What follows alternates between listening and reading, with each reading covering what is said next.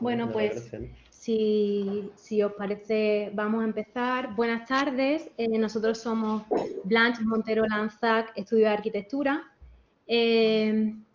Antes de nada, queríamos agradecer esta oportunidad, agradecer a Antonio que nos dé pues la oportunidad de participar en estas jornadas que hace muy poco tiempo disfrutábamos desde el papel de alumnos. Y la verdad es que nos ha sido muy grato participar ahora desde el lado de los ponentes.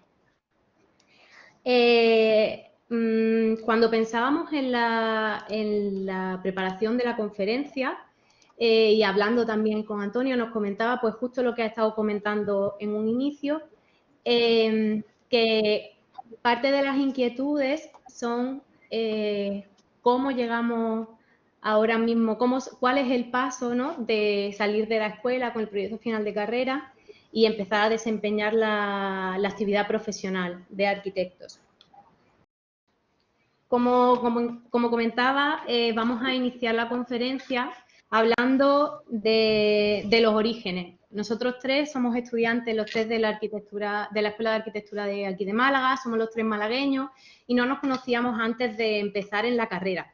A lo largo de los años de formación, lo que estáis viviendo la mayoría de vosotros, el trabajo en equipo constante, el pasar muchas horas conviviendo con compañeros que al final son los que más ayudan al aprendizaje y al crecimiento tanto personal como profesional. Partiendo de esta base, esto nos lleva a intentar, en el proceso del proyecto final de carrera, llevar como el concepto del trabajo en equipo a su máximo esplendor, vamos a decirlo así, y planteamos un proyecto común en el que varios compañeros alquilamos un piso para realizar el proyecto final de carrera. Somos varios compañeros que en diferentes momentos vamos desarrollando el proyecto final de carrera de manera común, coordinada, acompañándonos en un proceso complicado, como todos sabréis, o si no, próximamente conoceréis.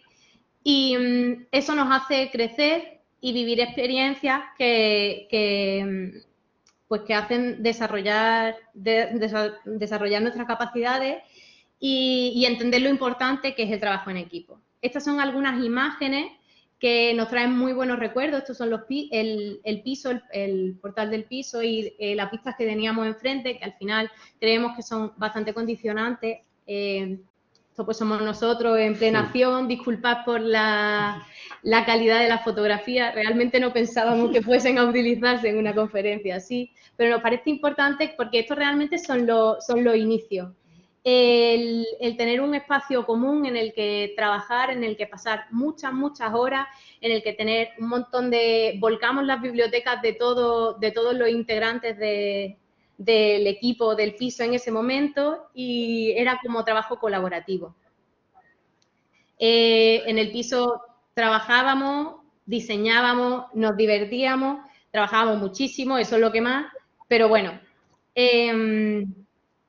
realmente el piso es el germen de lo que hoy es BML Arquitectura.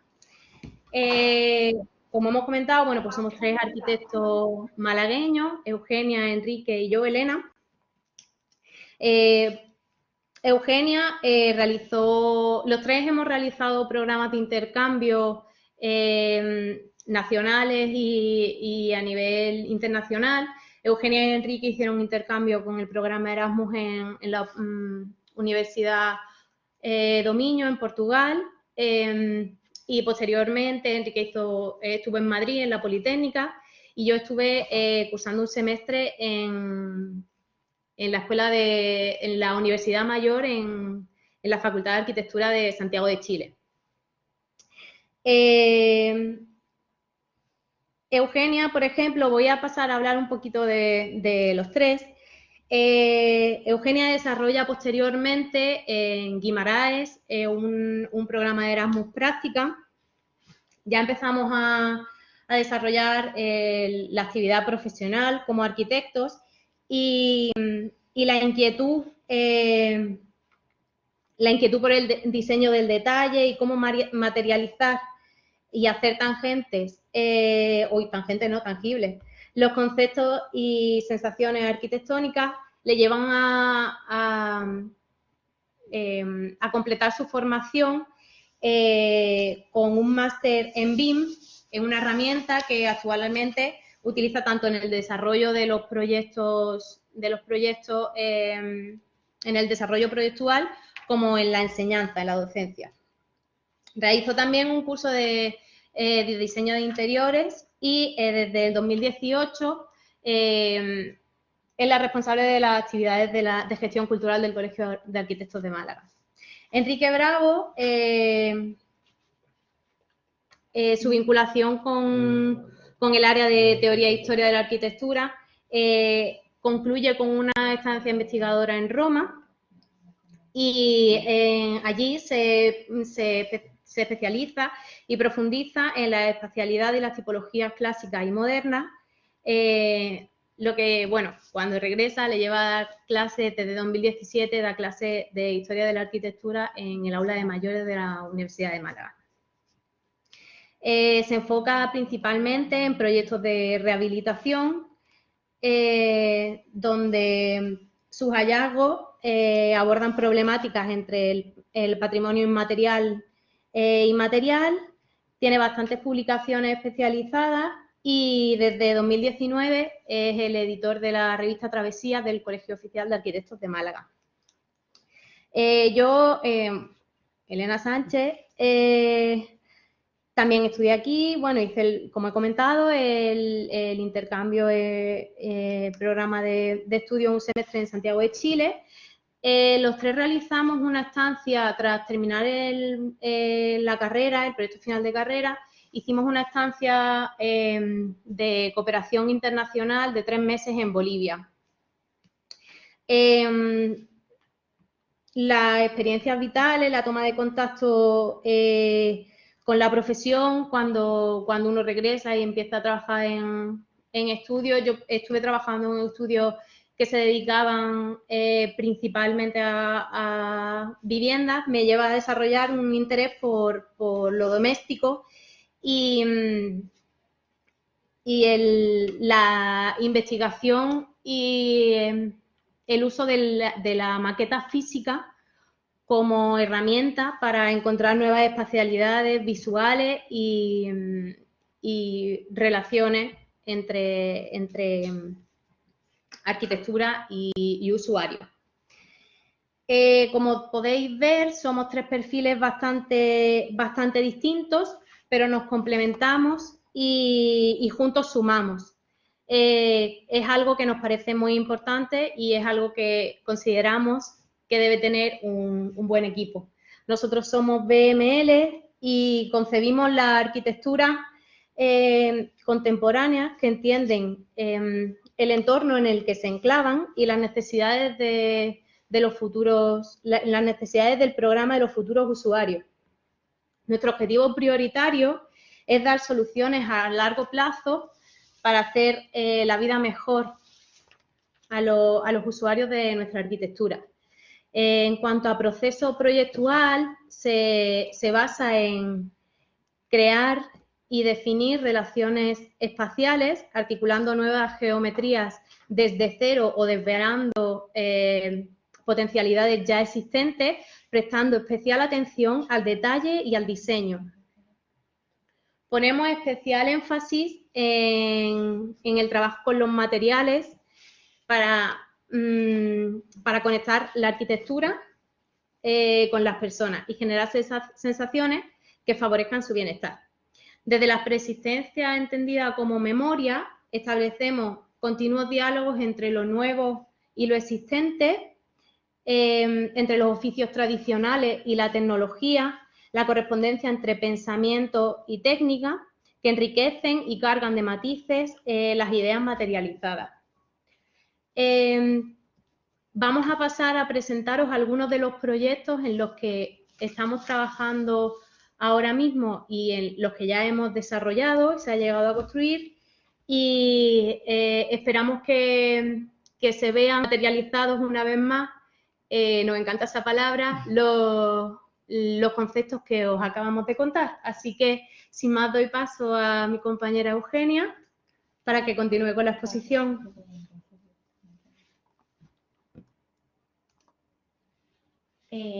Bueno, entre los proyectos que hemos realizado y que ya se encuentran construidos está la casa Niceto, que bueno, es el proyecto que, como Antonio ha mencionado antes, pues nos ha valido para ser merecedores del premio Obra Joven que Funarco y Consentino dentro de un proyecto que llaman CEGIDE, pues se realizó en los pasados meses y del cual pues hemos sido galardonados, y es una obra con la que también fuimos merecedores de una mención en los premios Málaga. Será el proyecto que explicaremos a continuación en mayor profundidad. Pues pasando. Sí, así que... Vale. También entre los proyectos que hemos desarrollado está la piscina en el Cerro del Moro, en Castellar de la Frontera, en Cádiz, que bueno, es un proyecto que quedó en fase de ejecución, que no se ha llegado a ejecutar, y que pues en el que se desarrollaron diferentes espacios exteriores para un complejo de ecoturismo. Fundamentalmente se realizó una zona de baño con 2 vasos de piscina, uno para niños y otro para adultos, dentro del entorno de un alcornocal. Y también se planificaron ciertas áreas de relax y de descanso. Otro proyecto en el que estamos trabajando, que está prácticamente en fase de finalización, es la Casa del Carnaval, cuyo promotor es la Fundación Ciudadana Carnaval de Málaga. Se trata de un proyecto de arquitecturas interiores donde se realizan unas pequeñas intervenciones puntuales que están remarcadas sobre todo con el uso del color y que permiten hacer la obra dentro de la cual se sitúa era un espacio bastante indefinido a la hora de ser usado, y los propietarios y los usuarios necesitaban poder organizar ese espacio de una forma más funcional y que también tuviera un carácter representativo. Entonces, estas pequeñas piezas de arquitectura interior pues permiten darle esa funcionalidad y ese orden que necesitaba el espacio pues dentro de una preexistencia. Y bueno, actualmente estamos también trabajando en otros 2 proyectos. Uno de ellos son unas clínicas dentales. Y también estamos trabajando en el proyecto Casa del Árbol, que será una vivienda unifamiliar aislada aquí en Málaga. Y bueno, como os hemos indicado, vamos a detenernos sobre todo en la jornada de hoy en la Casa Aniceto. La Casa Aniceto es la casa y taller para un escultor imaginero. ¿Pasa? El proyecto se sitúa en Sevilla, en el popular barrio de San Luis, muy cerca de la Basílica de la Macarena, para aquellos que conozcáis Sevilla. Bueno, aquí tenéis podéis ver un poco la situación. En la zona superior, junto a la muralla, encontráis la Basílica de la Macarena, para que un poco os ubiquéis. Y junto el proyecto Casa Niceto se sitúa frente o en una de las calles próximas al Palacio del Pumarejo, que está Elena señalando en la presentación. Este proyecto establece un diálogo de la contemporaneidad del proyecto con su entorno. Fundamentalmente establece una relación con la casa grande del Pumarejo, que es una casa vecinal, bueno, donde se desarrollan diferentes actividades y bueno, un espacio bastante conocido en Sevilla y bueno, pues el proyecto de Casa Niceto, que se sitúa en una planta baja de un edificio de vivienda de los años 70, pues se encuentra en un constante diálogo, como ahora veremos, con esta edificación. La vivienda se encuentra en la confluencia de dos calles, de la calle Aniceto Sáenz y la calle Patricio Sáenz, formando esquina, como veis aquí en la fachada. Y bueno, la verdad que la situación en esquina nos permitía un desarrollo de los dos programas fundamentales que existen en esta vivienda, que como hemos dicho antes es una casa y un taller. Entonces cada ala o cada fachada de la vivienda va a responder de forma más marcada a cada uno de estos programas. Bueno, el propietario buscaba un local un espacio con estas características, pues que tuviera una buena orientación, que preferentemente estuviera en esquina por este mismo motivo, para poder diferenciar casa y trabajo. Y bueno, pues encontró, pasa a la siguiente, este espacio donde iba a desarrollar su actividad profesional en un enclave realmente privilegiado, teniendo en cuenta pues, que por su profesión es importante la ubicación dentro del centro histórico de la ciudad de Sevilla. Bueno, esto fue lo que encontramos en nuestras primeras visitas a la que luego sería Casa Niceto. Encontramos un espacio que era muy interesante porque, como he dicho antes, las dos fachadas permiten que tenga una iluminación que abarca durante todo el día a la vivienda. Es verdad que se encontraba el espacio muy fragmentado, ya que bueno, ahora iremos descubriendo y desvelando cuestiones del proyecto, pero es verdad que cuando llegamos todo estaba excesivamente compartimentado y esto limitaba tanto las posibilidades del espacio como el uso que quería darle la propiedad. Como veis, aparece un lucernario en el fondo del patio de la manzana, que tenía una luz bastante interesante, pero estaba limitado por una entreplanta prácticamente inaccesible, porque creo que recordad que la altura era de 1,50 m, 1,60 m, la propiedad es bastante alta, así que este espacio quedaba prácticamente inutilizable. Y bueno, una de las primeras cosas que se realizará en el proyecto pues es empezar a sacarle partido a esta iluminación y a este espacio. Vamos a mostrar primero con un esquema la intervención, bueno, los pasos con los que se intervino en el proyecto. En primer lugar, se realizó una demolición de ese espacio de entreplanta para pues, bueno, liberar todo el espacio, obtener toda la altura y poder modificar la sección del proyecto. También de esta forma pues se conseguía que ese patio o ese tragaluz, digamos, correspondiente al patio de la manzana, pues llegara la luz hasta a todo el local, ¿no? Ya que ahora, como veis ahí en el esquema, tenemos entradas de luz pues, por ese patio y por los dos alzados, quedando iluminado también el fondo del local con iluminación natural. También se modificaron se tuvo que realizar una modificación los huecos de fachada por un tema normativo. Al cambiar de uso de local a vivienda, pues la normativa en Sevilla obligaba a que la fachada tomara el mismo tamaño de huecos y la misma geometría que el resto del inmueble donde se sitúa esta obra. ¿Vale?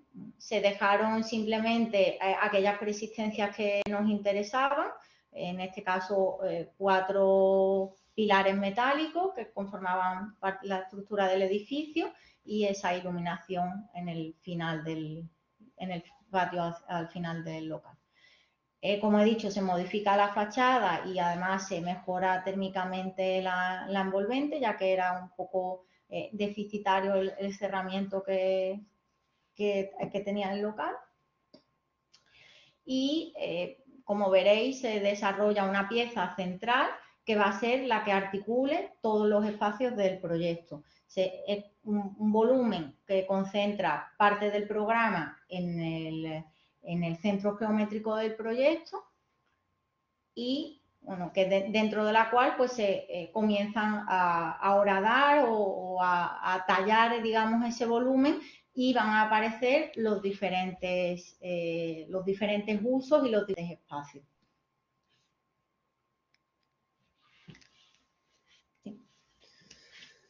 Pues ahora vamos a ver, una vez, digamos, aterrizado al lugar, ¿no? A este sitio, ¿no? Que además nos hacía también enfrentarnos, yo creo, sobre todo, ¿no? Enfocado también a los estudiantes y a los compañeros que nos estén escuchando, ¿no? El enfrentarnos a un lugar nuevo, hacer ese análisis del entorno, de entender sus valores, en este caso patrimoniales, y sobre todo el que entendimos desde siempre esa relación que siempre decía Elena al principio, de la memoria, ¿no? Entender al final que todos los lugares y todas las construcciones ya existentes tienen una memoria y unos valores, y al final nuestro trabajo era desvelar, ¿no? Además, una palabra, yo creo que es una de esas acciones que nos gusta mucho, es llegar a descubrir, a retirar todos esos elementos que no nos interesaban y que aparte dificultaban, que no dejaban pasar la luz, que a fin de cuentas hacían un lugar muy poco habitable, e intentar, a partir de sus valores primitivos, ¿no? Recuperar, ¿no? Casi en hallazgos casi arqueológicos, ¿no? Porque fuimos quitando hasta llegar a ese punto de partida, ¿no?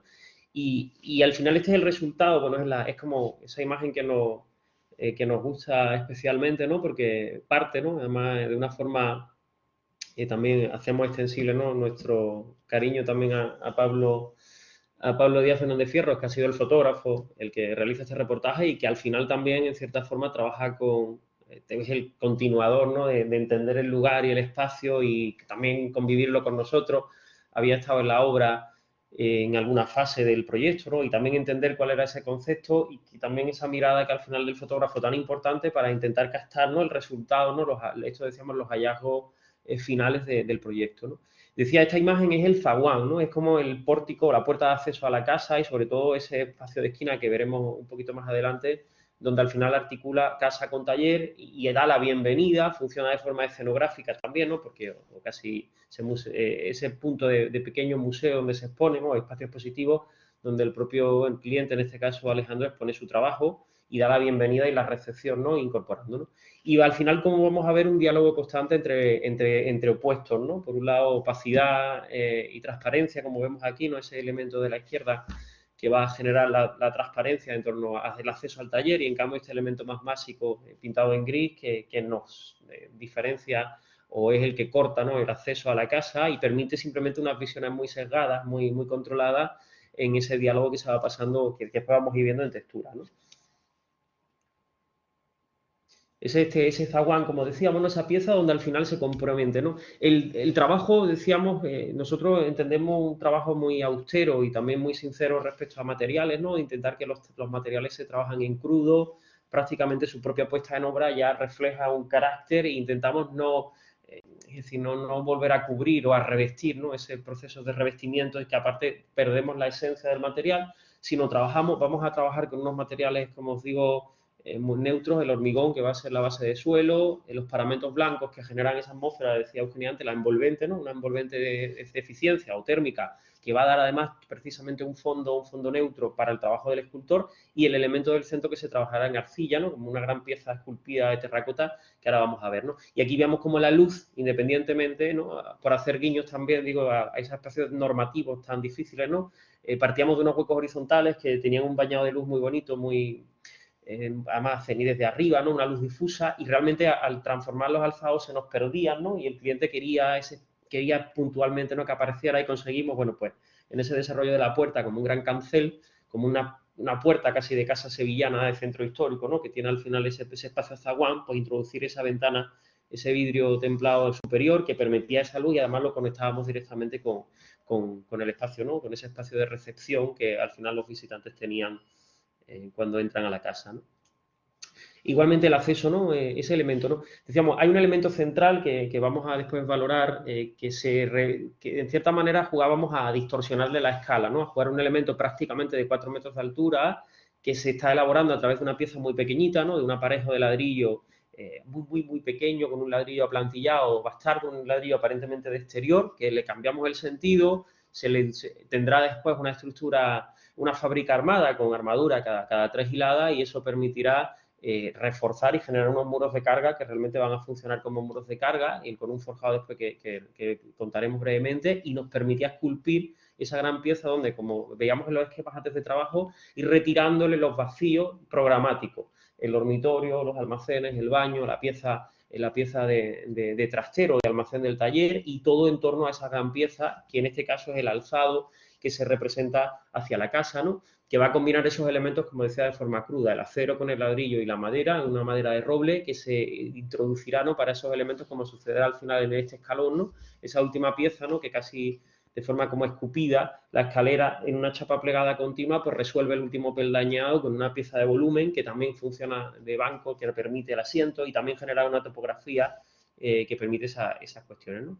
Y sobre todo, ¿sí? Va saliendo así, ¿sí, no? Y sobre todo ¿no? Esta plasmación de la vivienda, como dentro de la casa, ese alzado de la casa se va a contar de una forma contemporánea, entendiendo que teníamos que respetar la ordenanza exterior en cuanto a regularizar esos huecos, como decía Eugenia, en cuanto a frente al centro histórico, con unos huecos muy elongados que intentamos además reflejar sobre la propia Casa del Pumarejo, que tiene una datación barroca, y veíamos como ese juego desde la contemporánea y la tradición, otra vez jugando a ese diálogo de enfrentados, ¿no? La casa en la sección, en lo que se está viendo, es una sección por calle Aniceto Sáenz, y ese es el perfil de la Casa del Pumarejo que corresponden, ¿no? Los adintelados y con las propias ventanas que se enfrentan, y dentro de la casa sorprende pues, con un alzado contemporáneo, con un alzado de contemporaneidad, al final de nuestra referencia y del trabajo que bueno, desde la escuela hemos ido aprendiendo, y también por ese periplo de extranjeros que hemos ido sumando entre los tres, que nos hacen sobre todo entender mucho el detalle y ese concepto que vamos a estar viendo aquí, ¿no?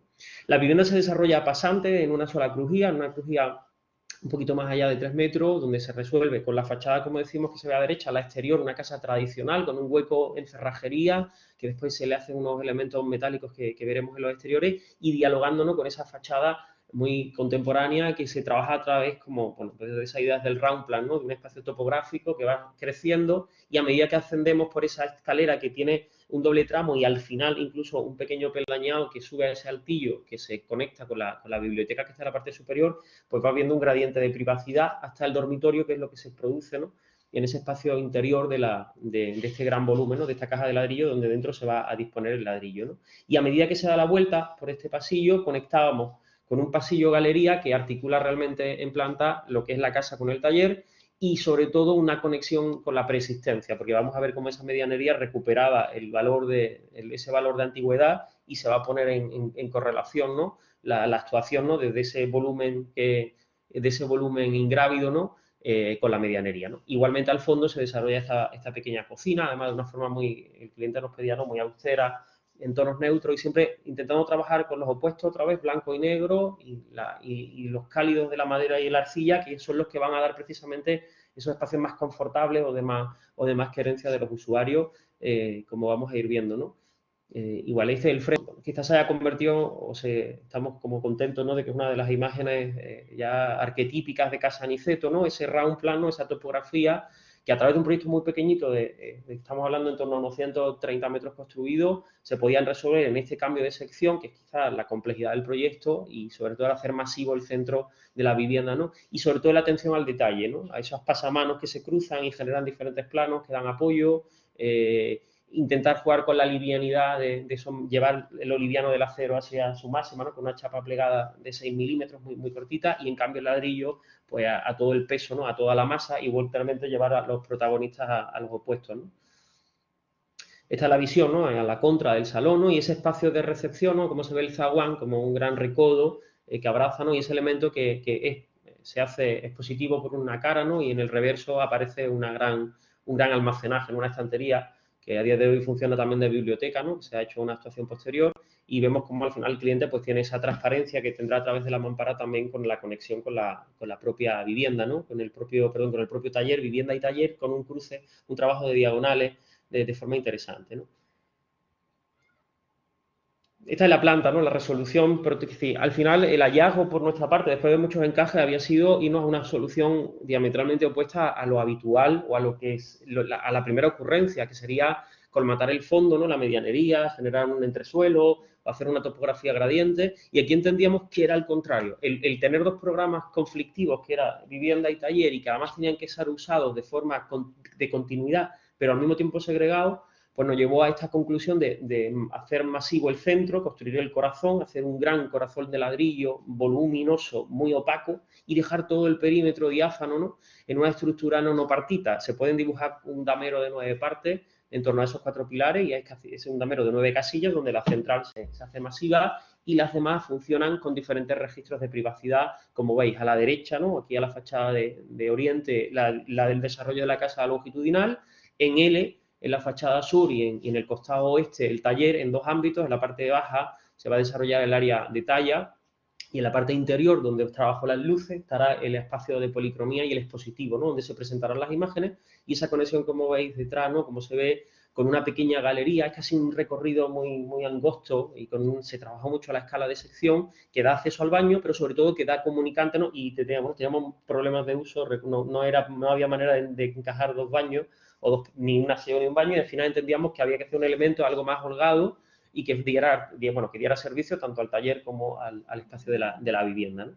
Y esta pieza, que se trabaja en varias cotas de sección, que después veremos en la sección, arriba lo que tiene es, pues, a través del desarrollo de esa escalera plegada, el dormitorio, que alberga una cama doble, un armario que se coloca en la medianería, digamos, a sur, ¿no? Que además protege del ruido, también era un ejercicio, ¿no? La calle más ruidosa o con más tráfico va a ser la calle Aniceto, que es la del sur. En cambio, el costado este es mucho más reservada, y también toda la vivienda se vuelca a a una luz de día, sobre todo porque el cliente nos pedía maximizar la luz de mediodía para el trabajo, ¿no? Para que durante las horas del trabajo estuviese en ese proceso, ¿no?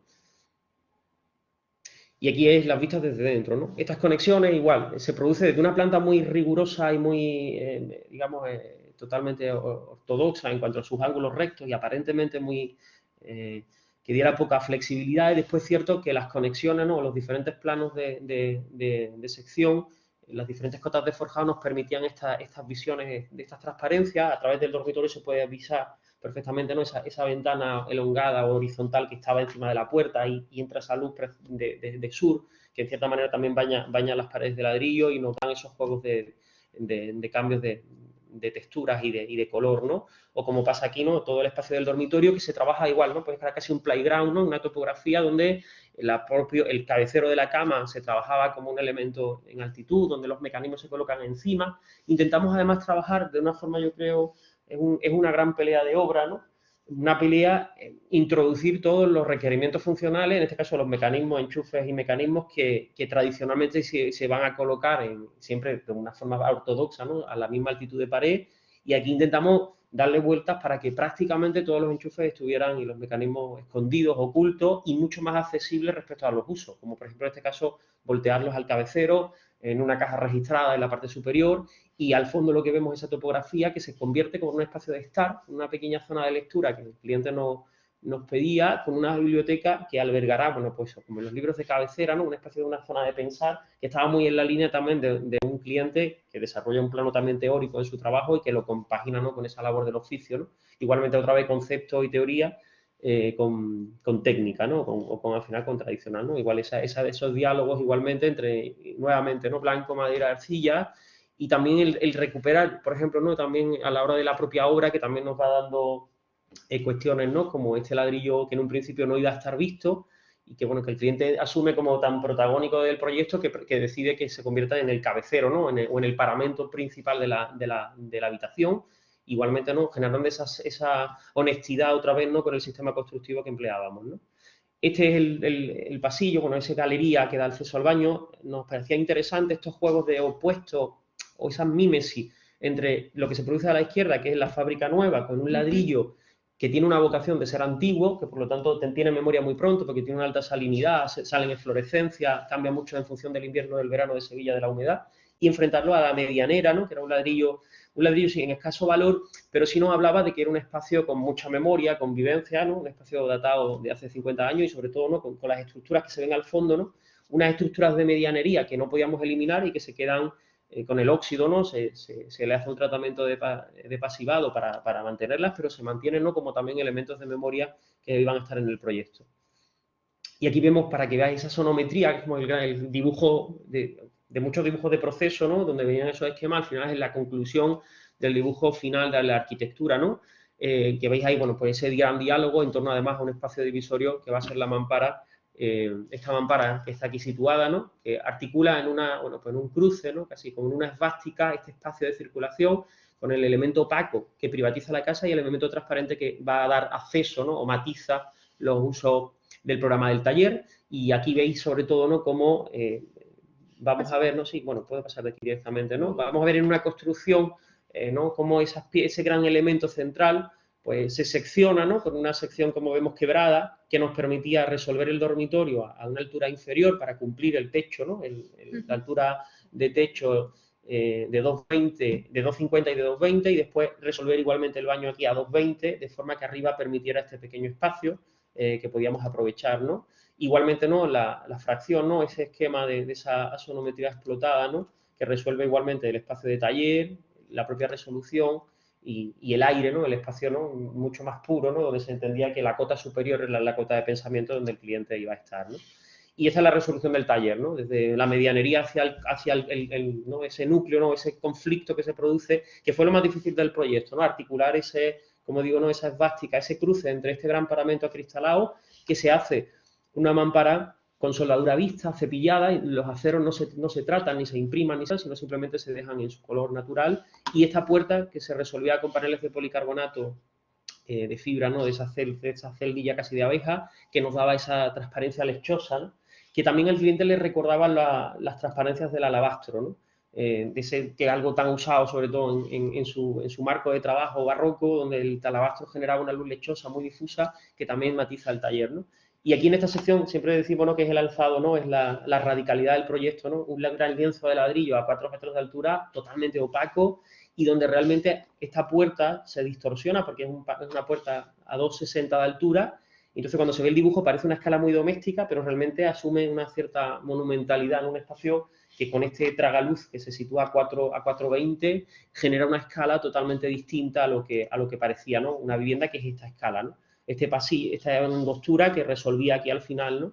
Esta cuestión, ¿no? Y el taller que se trabaja desde el plano de ladrillo precintado, ¿no? Con este área de respeto, ¿no? Esa solería en porcelánico, del color grafito muy oscura, que lo que hacía es separar el respeto de los programas, ¿no? de lo programático, que eran estos grandes huecos que funcionan como contenedores que pueden ir albergando problemáticas, ¿no? Y el suelo que se libera y se deja totalmente prácticamente, ¿no? Pues con una instalación que se replantea, 2 planos de luces, una superior que genera una luz de ambiente y unos planos esto muy trabajado sobre todo por la temperatura de color y por las disposiciones de las luminarias con el cliente para encontrar los planos de luz concretos que facilitaran, ¿no? Pues este proceso más artesanal, ¿no? Pero que de una escala bastante grande que era el propio trabajo, ¿no? Y aquí algunos resultados, estos hallazgos ya del día de la sesión fotográfica, ¿no? Con los trabajos que estaban en curso, ¿no? Con esos propios trabajos en curso, tanto estas imágenes que están en proceso de la imagen de la izquierda, ¿no? O esa imagen del fondo que finalizada, ¿no? Y que estaba en proceso de entrega, se colocaba en ese gran tragaluz, ¿no? Ese patio que de una forma como muy rotunda, ¿no? Pues con una pieza de escala natural, pero llenaba, ¿no? Daba ese contraste, ¿no? Ese contrapunto a la escala que se estaba planteando, ¿no?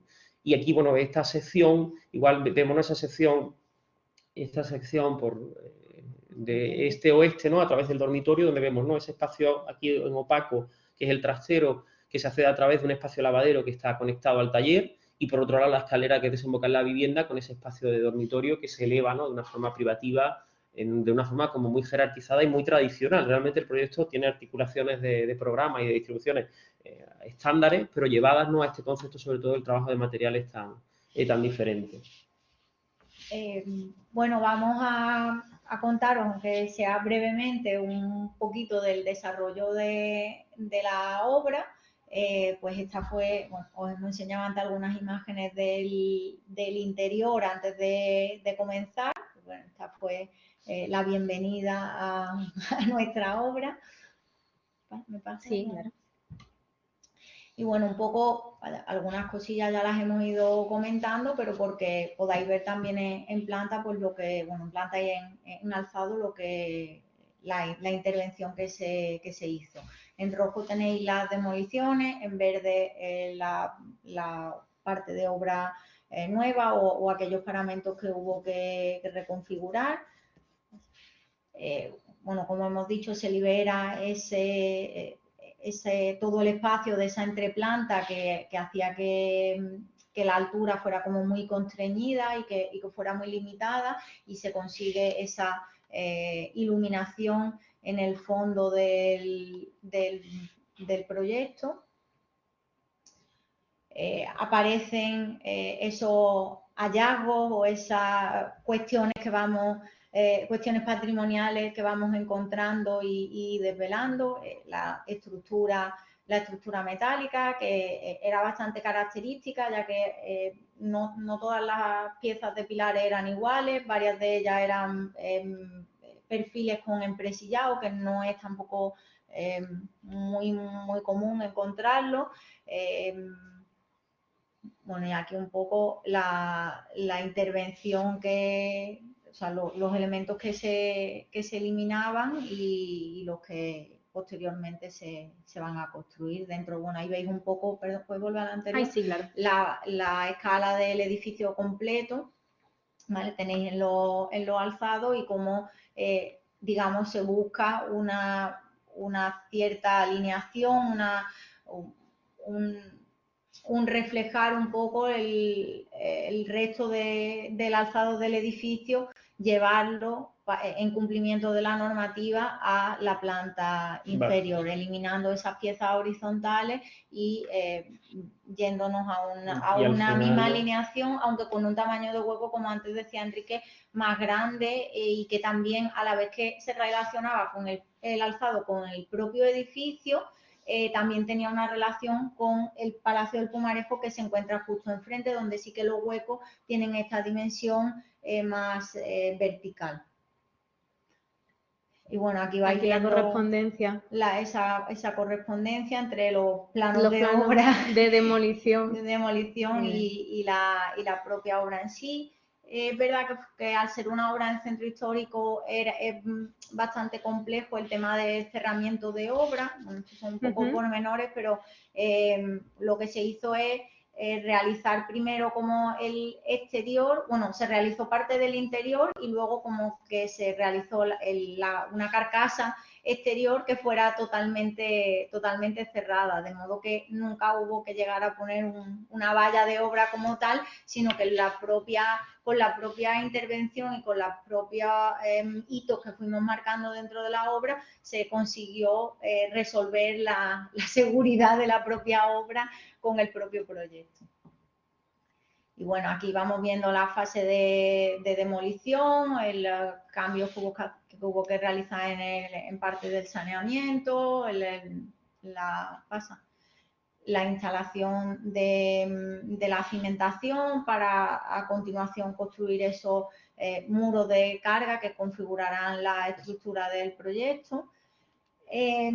Bueno, un poco enseñaros también algunos planos de obra que que siempre, bueno, cuando uno pasa de la escuela a la realidad, es verdad que es un trabajo en el que se va bastante tiempo, que hay que desarrollar mucho trabajo, o sea, se piensa mucho para el proyecto básico, como en la escuela, pero luego después hay una parte grande de construcción, de pensar cómo va a ser ese proyecto, de detallarlo todo, de pensar muy bien en los diferentes elementos, en cómo se unen, en cómo se van a construir. Aparecía ahí la sección constructiva, cómo digamos, un tipo de materialidad va a unirse con otro. Eso es importante desde el proyecto y va a ser importante también luego en la dirección de obra.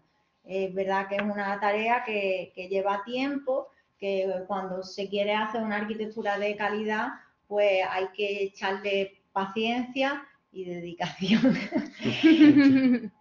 Aquí es el replanteo de esos muros, la elección de los diferentes materiales pues, en la propia obra, pues bueno, que se sabía que iba a ser una pieza, la pieza central iba a estar desarrollada en ladrillo macizo, pero bueno, hubo una elección de ladrillo luego por parte de la propiedad a la hora del color. ¿Vale? Lo exhaustivo, ¿no? Ahí pues, se realizó el replanteo y ya empieza la construcción de esa parte inferior del volumen central, que va a servir como estructura, como muros del propio que van a conformar la propia estructura del proyecto. Sobre esos muros se dispondrá una chapa colaborante que será la que conforme el forjado. Y bueno, realmente llegó no importa.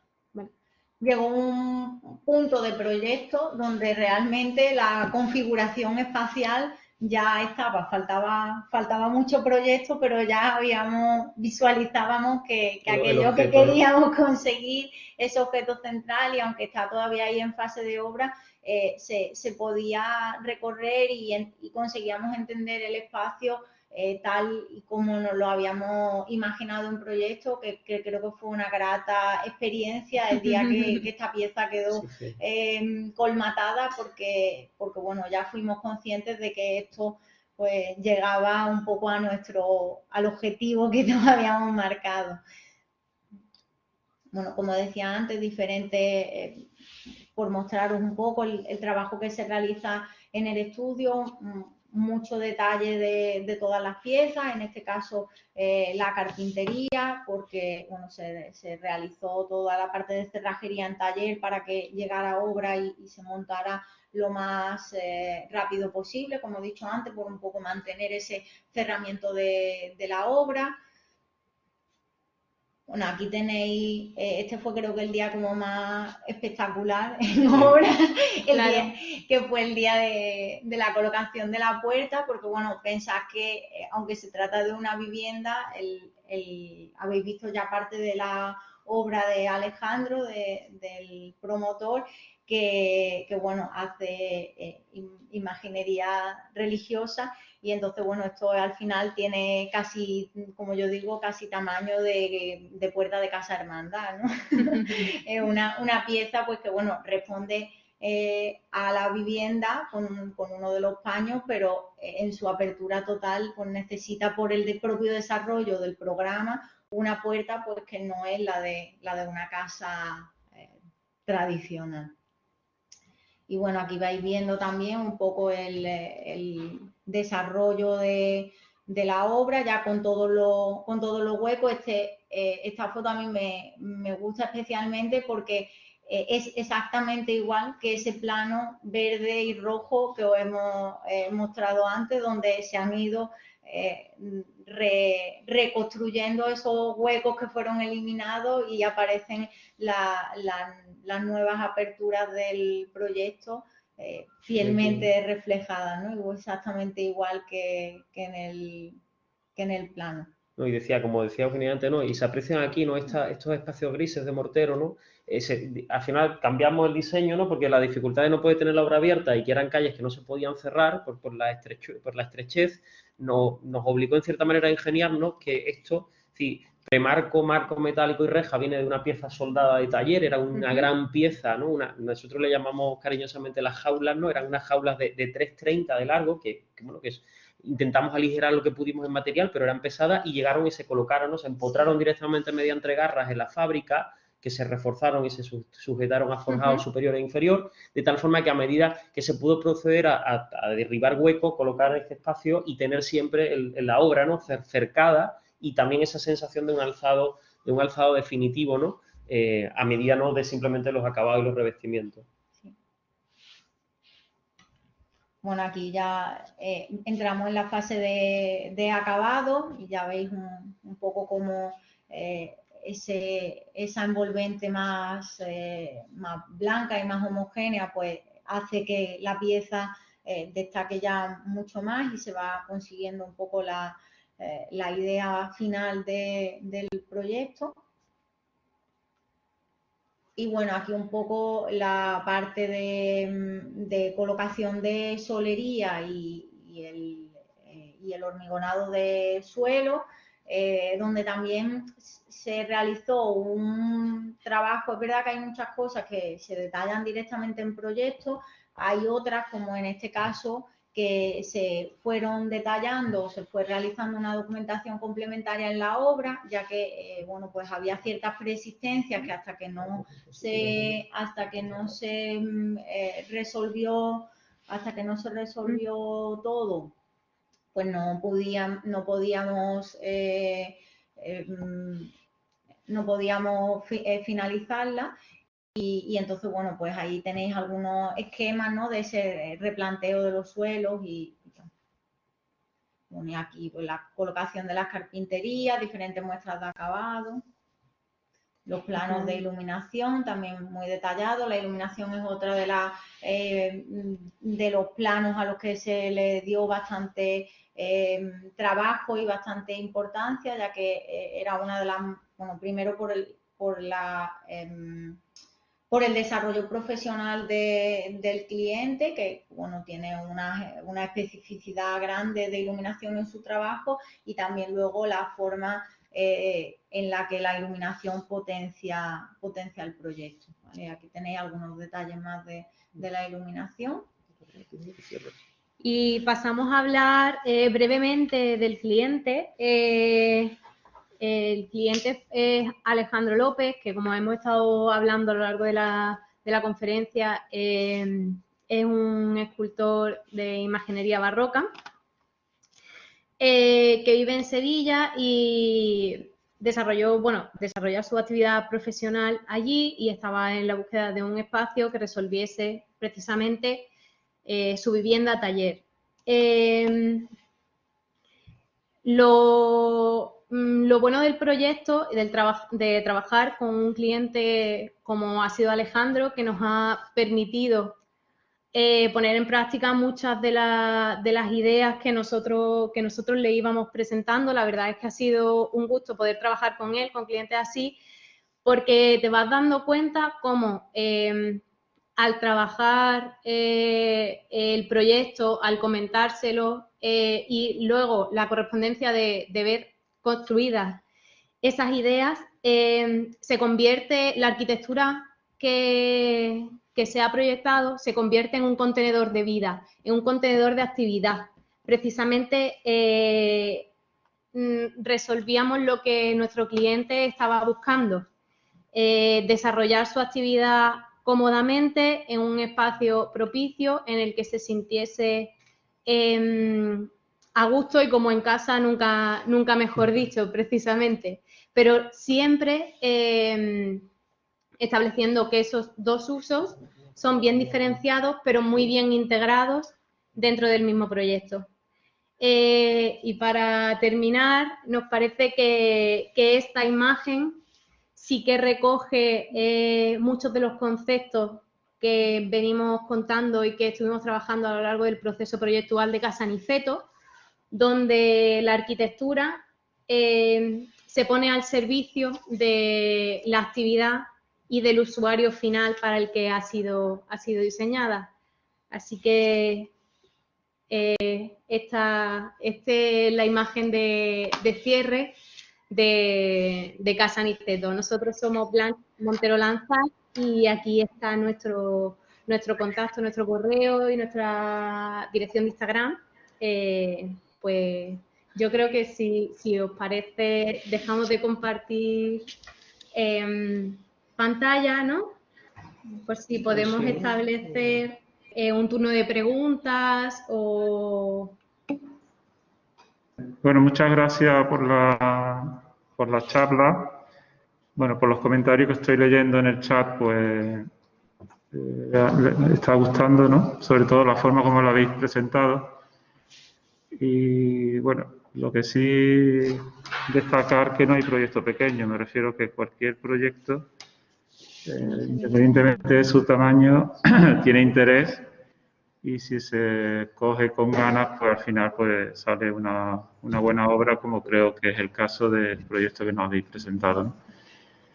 Pues si quieres, Carlos, tú dirigir el pequeño debate. Vale, no sé si hay alguna pregunta en el chat. Si hay alguna pregunta la podéis ir haciendo y la voy leyendo. Sí, había alguna, pero creo que una es la sí. tuya, ¿no? Yo voy a hacer una pregunta que, o sea, a nosotros nos interesa mucho, o sea, de cara al interés del estudiante, ¿no? Además de lo interesante que está el proyecto y de que hayáis mostrado planos como los planos de obra, ¿no? Que habéis mencionado, que, o sea, todo está muy guay, pero esos planos de obra como que no lo vemos en la escuela, entonces esas cosas que no lo hacemos ver, pues está muy bien que la hayáis compartido, porque no lo solemos ver. Y nos interesa mucho también saber cómo ha sido vuestro recorrido hasta donde estáis hoy.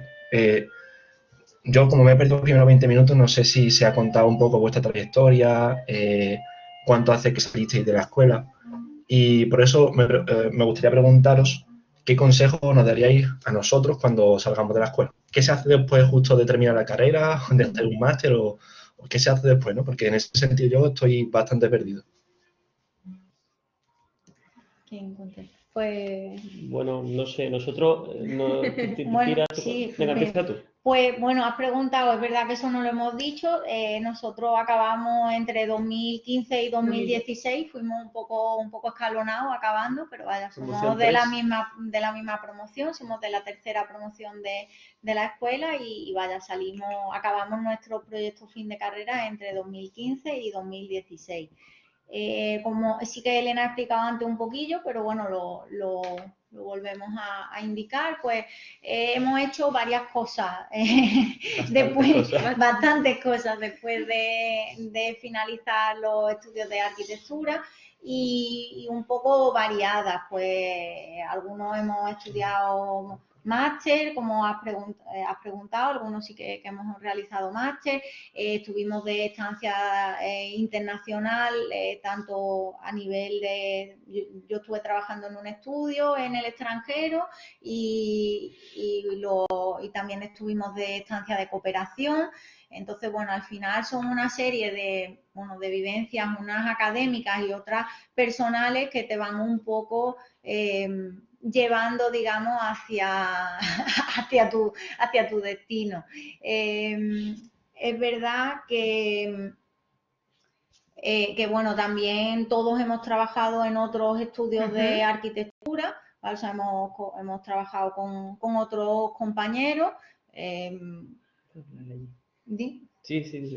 Y nada, bueno, básicamente eso, hemos ido colaborando con otros compañeros un poco más mayores que nosotros, un poco más con más experiencia y bueno, luego ya después pues nos empezaron a salir algunos proyectos que fuimos primero compatibilizando y ya luego pues empezamos a desarrollar la profesión por libre. Creo que ese es un poco el recorrido en orden. Es verdad que hemos pasado como un poco por encima por el tema de nuestra experiencia de cooperación internacional que estuvimos 3 meses en Bolivia, porque realmente, como todos sabréis, o como sabréis, si sabéis ya y si no lo sabréis pronto,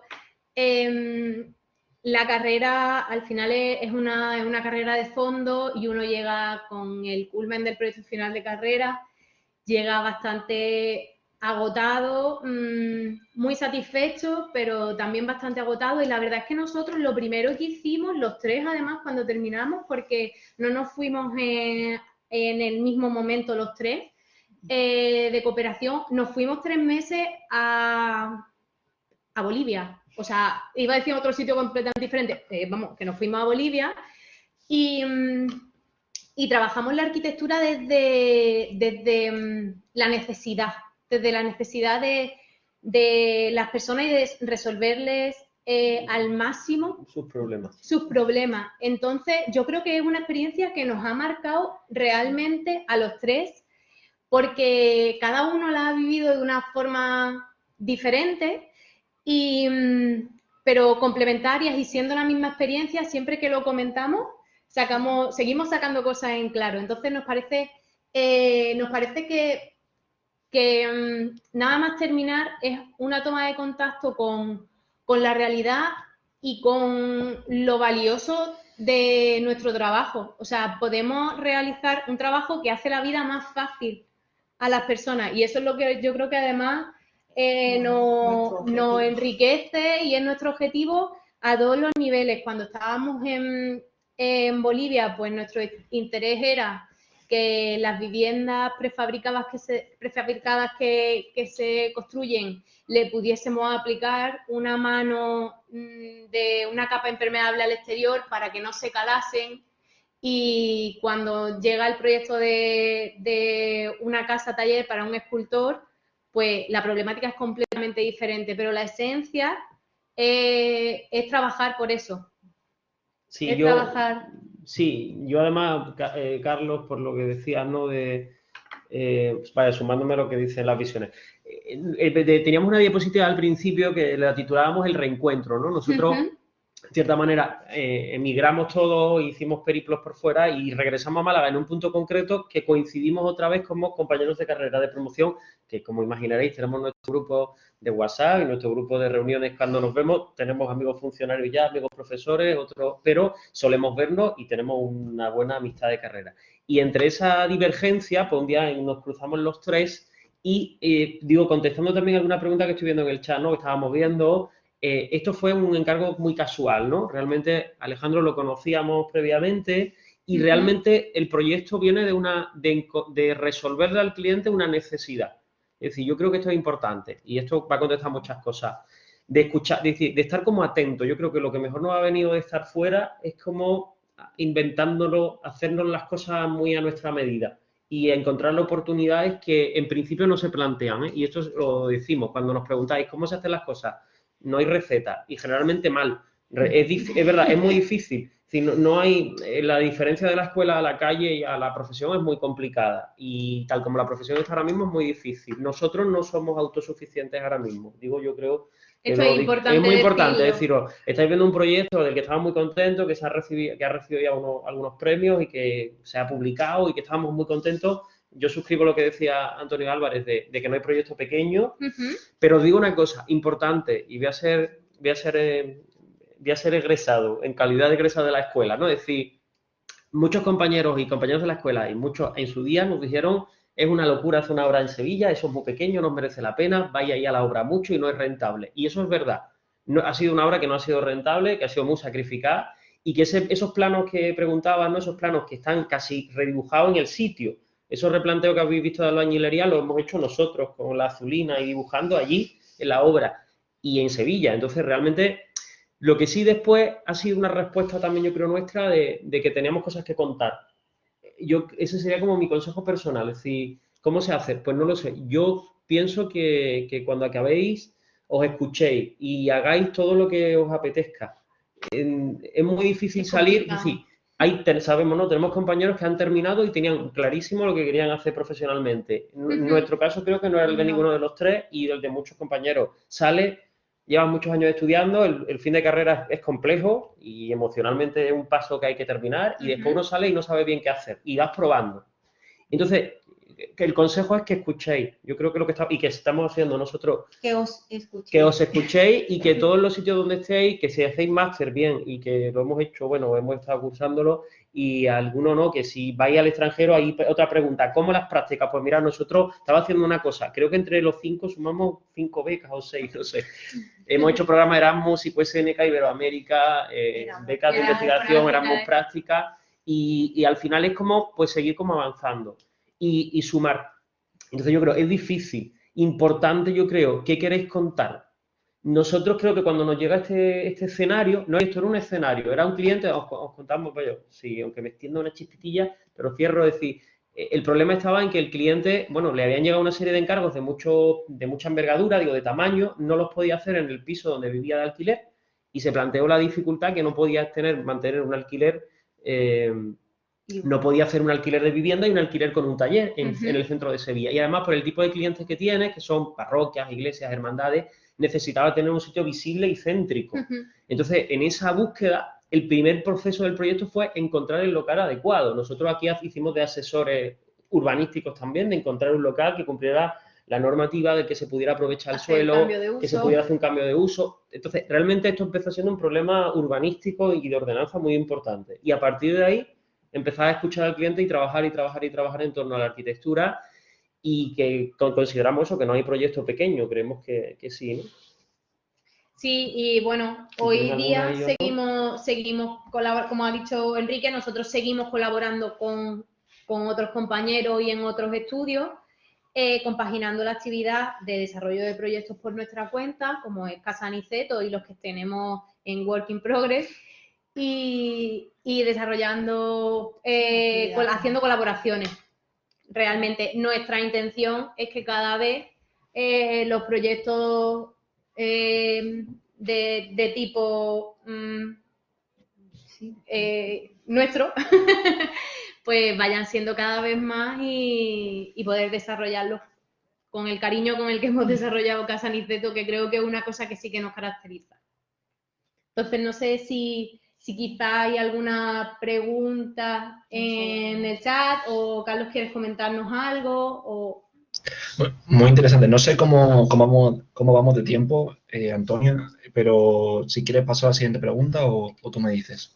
Sí, tenemos unos 5 minutos porque tenemos la presentación del concurso Puma con posterioridad.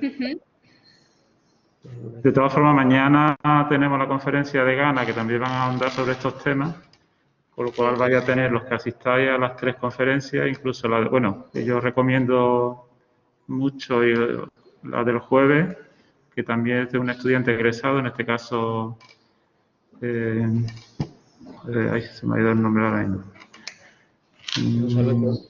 ¿Perdona? José Alberto, ¿no, Antonio? Sí, José Alberto Montesino, con un proyecto totalmente diferente, de una línea de trabajo diferente a la vuestra, ¿no? Que es una de las cosas que estaban preguntando los estudiantes en el chat. Un proyecto muy divertido y yo creo que, bueno, ahonda un poco en esta idea de que desde la escuela pues se pueden hacer muchísimas cosas diferentes y todas interesantes. Y como creo que vaya a demostrar los que estáis presentes en este festival, pues con mucha calidad, porque en todos los casos han sido proyectos premiados de una forma u otra, ¿no? Bueno, si quieres cerramos con 3 o 4 minutos contestando algunas de las preguntas que están sobre todo en el chat. Hay varias preguntas, entre ellas ¿ha sido difícil montar una empresa desde cero? Y otra persona también se preguntan sobre temas burocráticos, licencia de obra y ese estilo de cosas, que cómo se gestionan o cómo habéis aprendido a llevar eso a cabo. Imagino que de la misma manera que habéis contestado antes, ¿no? No se sabe, tienes que ponerte a ello. Estamos todavía aprendiendo, porque lo que te va llegando, bueno, realmente eso sí que es verdad que es una carencia que todas las personas que salimos tituladas tenemos una carencia a nivel administrativo, cuáles son los trámites y cómo se gestiona todo, porque realmente hay una gran carga de trabajo documentación que la escuela generalmente, que lo entendemos, pero que en las escuelas se obvia, y hay que tener en cuenta que al final se dedica mucho tiempo a la parte de ese trabajo, al tema de las licencias y todos los trámites, vamos a decir, administrativos que son necesarios. ¿Cómo se aprende eso? Pues preguntando, preguntando, yendo. Sí, y apoyándonos, es importante, yo creo, hay varias cosas, y yo voy a hacer una especie de respuesta coral, porque por cuestiones del tiempo, ¿no? Si no, además nos encanta ese espacio porque creemos que es interesante para vosotros, porque lo ha sido para nosotros muchas veces cuando hemos tenido estos mismos ciclos, y además Elena y yo, que hemos estado mucho tiempo en delegación, en nuestra etapa de estudiantes, muchos años también, pues sabemos, os damos la enhorabuena, además yo aprovecho también para felicitaros por el esfuerzo, porque sabemos que estar la delegación en unos estudios de arquitectura es bastante difícil y por lo tanto a los que estéis involucrados ahora, pues nuestro respeto porque sucede, ¿no?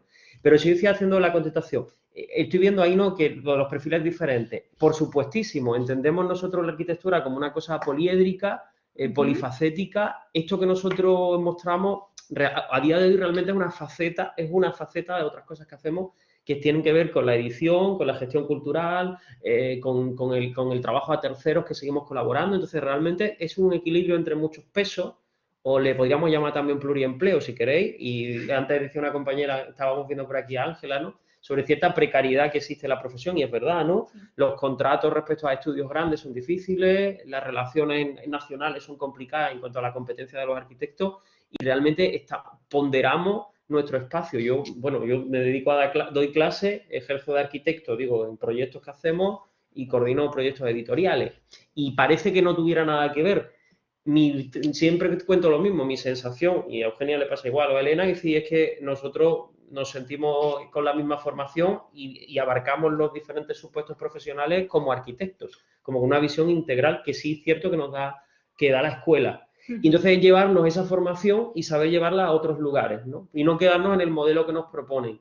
Porque si yo pienso decir, nuestra sensación es que no hemos traído muchas cosas que trabajamos ahora de otros lugares. Por ejemplo, hay planos de detalles constructivos que son portugueses, siempre decimos, ¿no? La experiencia de Eugenia y mía en Portugal nos ha permitido que dibujamos cosas a 1,20 y a 1,10.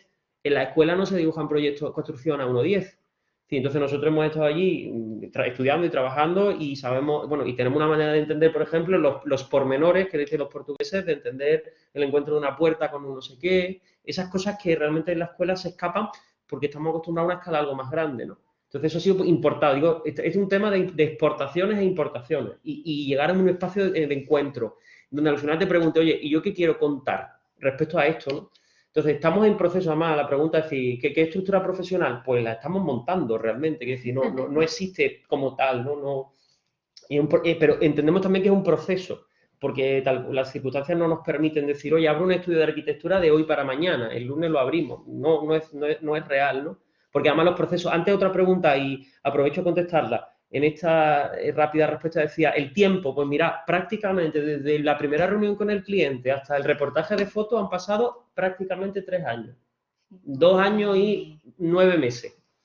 Que ha habido, claro, porque surgen cuestiones que se escapan al control en cualquier obra, como por ejemplo que las fotos que hemos visto del saneamiento y tal, realmente el objetivo no era hacer esa estructura de cimentación que habéis podido ver en las fotos, porque realmente pensábamos que el terreno estaba bien, pero cuando fuimos a romper y hacer la roza donde íbamos a meter las zapatitas bajo nuestros muros de ladrillo, nos dimos cuenta de que el saneamiento de todo el edificio de viviendas que estaba superior estaba roto y había lavado el terreno, por tanto estábamos sobre una losa sobre una solerita de 5 centímetros de hormigón y debajo aire. ¿No? Entonces dijimos, aquí no podemos apoyar nada. Y cambiamos la solución constructiva, ¿no? O lo decía antes Eugenia, ¿no? El trabajo con el ayuntamiento, con la gerencia de Sevilla, que en este caso hay especial protección del centro histórico, estamos en un entorno BIC,